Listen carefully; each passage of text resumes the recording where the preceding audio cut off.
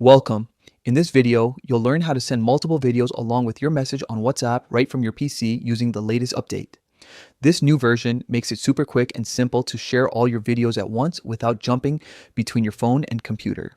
Let's get started. First, open the WhatsApp app on your PC. You can find it in your Start menu or on your desktop, depending on where you installed it.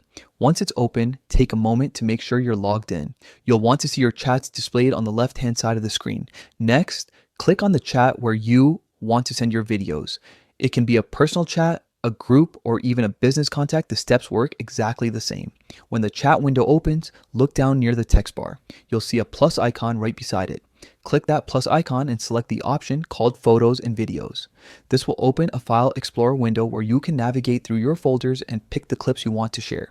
Now, here's the great part. Instead of sending one video at a time like before, you can select multiple videos at once. Just hold down the Ctrl key on your keyboard while clicking each video you want to include. Once you've selected them all, press open. You'll now see all the chosen videos appear inside the chat preview, ready to go. Before sending, type your message in the text box.